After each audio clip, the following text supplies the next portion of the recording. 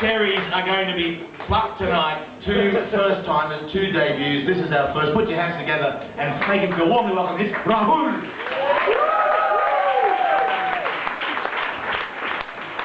Alright, I don't care where you're from, right? This is my first time on stage. I've been in Singapore for all of 2 months and I've decided to come up on the stage. I don't care what happens tonight. I think I deserve a big round of applause. So everyone,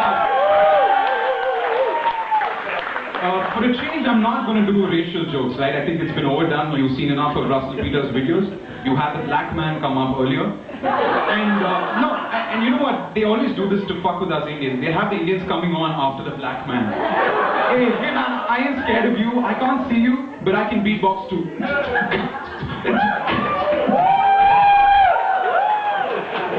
Oh man. Anyway. Alright. Essentially, I'm just going to talk about my life, so bear with me, right?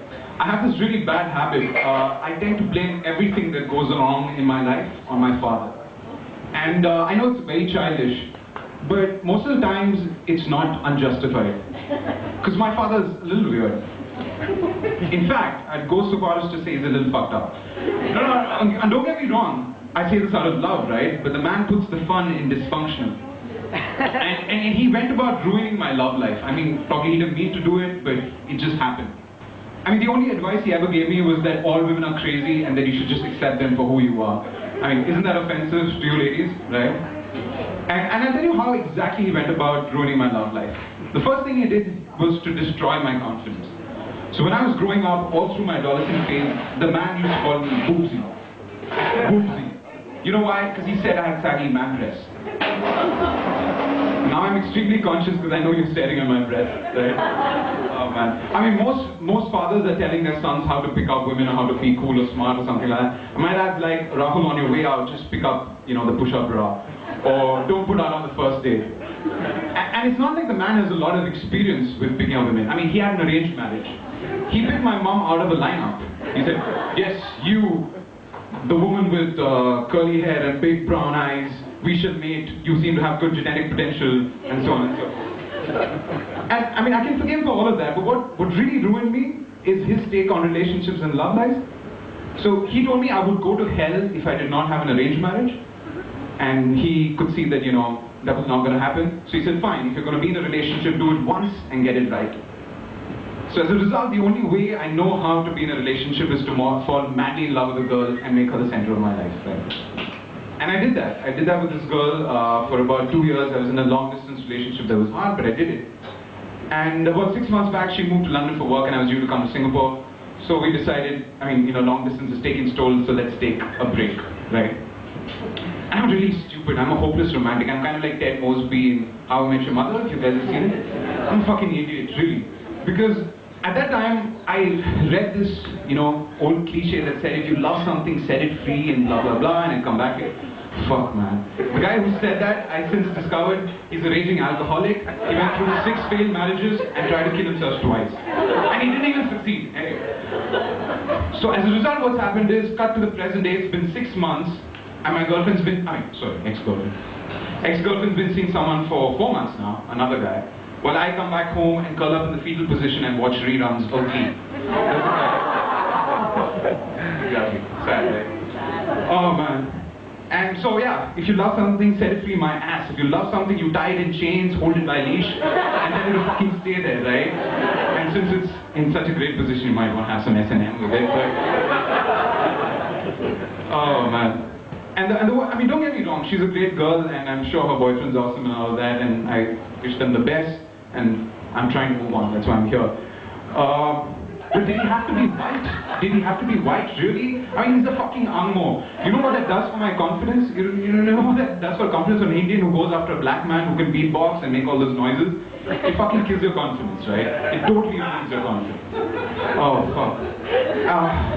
The first reason it ruins your confidence is because, you know, love's not a competition, but if it was, she's winning. She's totally winning. And the worst part is, my own parents think she's winning. No, really. Because they're obsessed with white skin, right? I swear to God, I'm not making this shit up.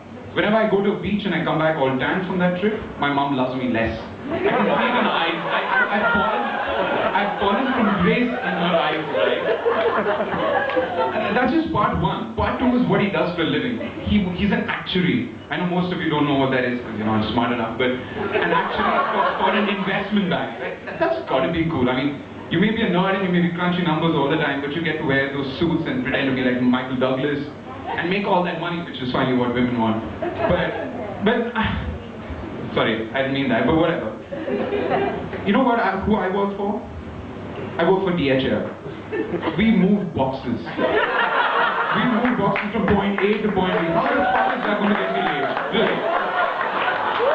No, but I mean, I should feel better about myself because I've done an MBA, so DHL put me in part of this hotshot internal consulting team, right? So we tell people where to move boxes. We tell them to go from point A to point B, and that's what we do. Oh man. I mean, how is that going to let me late? I mean, what? I go to a logistics conference and ask someone, hey baby, do you want to see my supply chain? That's not going to work. So that's what he does for a living, right? And I've since discovered that he has this creative streak as well. He listens to jazz. Fuck! There's no way I can compete with that. Jazz, just that word sounds so cool, so sophisticated and refined. I mean, it doesn't matter that no one in this room or no one in the history of jazz music knows what jazz is about, right? Just the very fact that you proclaim that you understand it makes you cool. I mean, most people forget that jazz actually has its roots in the word jism or jizz. If you don't believe me, check it out. That's actually how it gets its origin.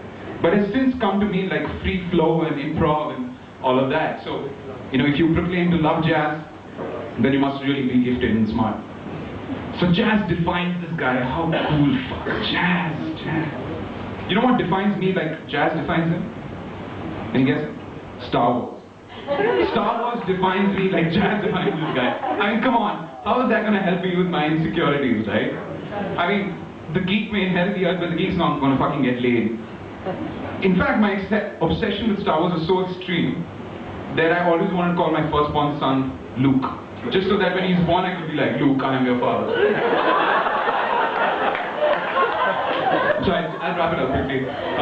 But yeah, now you're probably wondering why I'm still moping about my ex-girlfriend. I mean, if I was going to do this shit, it was going to end anyway, right? Fuck. Anyway, so then I come to Singapore and I thought, okay, let me try and move on with what has happened and get out with the guys and stuff, right? And Singapore, I mean, you're fucking boring. All you ever do is you go to the same clubs, Attica, Clarke Quay, and you listen to the same top 40 songs, and it gets really disgusting. And the mistake I made was to, you know, become friends with some German skinheads. Now, I mean, I'm sorry, just bear with me. I can forgive them for the world wars, but I can't forgive them for some of the shit they pull out in the clubs, man. Seriously. I mean, it's so hard for someone like me, right? And I recently shaved my head for hope. I mean, I was far sexier with my early haircut. You've got to believe me. But you know, I go to a girl, I try to talk to her. And, you know, I would beatbox, but then fuck it. You know, I go talk to her and tell her, you know, hey, what do you think about my new look? And I try telling her that I did it for cancer patients, and she walks away thinking I have cancer. Now, that pisses me off in two counts, because first, bitch, I don't have cancer, I did it for cancer patients, I raised a lot of money for them. And second, even if I did have cancer, it's not contagious, don't fucking run away from me, just have a little sympathy. Oh man, just to wrap up, right, so, but the German guys, you know, all he has to do, so, to protect his identity, I'm going to call him Adolf. He's just got this move, right, he's just got this move. And that move sets expectation very clearly. It's like he's whipping you. He'll be like whipping you. And so he's whipping around, so you know this guy's not classy, and I've got laughing at fuck. I could do better than that. And he's like Neo in the Matrix, because when girls go by, he doesn't let them go. So he's like, hey. And you know what he tells them? And I'm not making this shit up. He's like, can I satisfy you? Can I satisfy you? I mean, come on, really? That gets you laid in this town? And finally it does. Because half an hour later, that Singaporean woman is having her share of pork sausage. Anyway, just to wrap up, this was all just an act. I'm not lacking on self-confidence. I'm very confident, pretty sexy. The only reason I did this is because in trying to move on with my life, I read this article that said that self-deprecating men have the best chance at seducing women, right? Wait. I'm sure the Chinese guys didn't understand because it's a big word. Self-deprecating means you make fun of yourself in front of other people. So it's a high-risk strategy. So anyway, it's a social experiment. I'm going to try and validate the findings.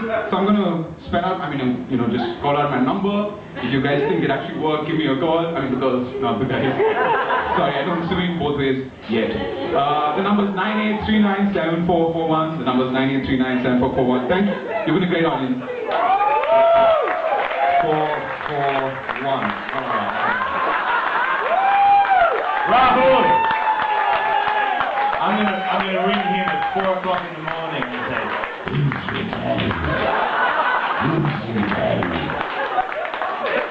first time on stage, it won't be your last time, I'm sure. Fuck DHL, mate. Come and make no money and be a comedian. And you'll move a few boxes, believe me. Women, of course, say, oh, sense of humour. You know, you read Clio magazine. What do you look for in a man? Sense of humour. Number one response, sense of humour. I'm a comedian. That's bullshit, alright? I'm telling you. Women hear the question differently.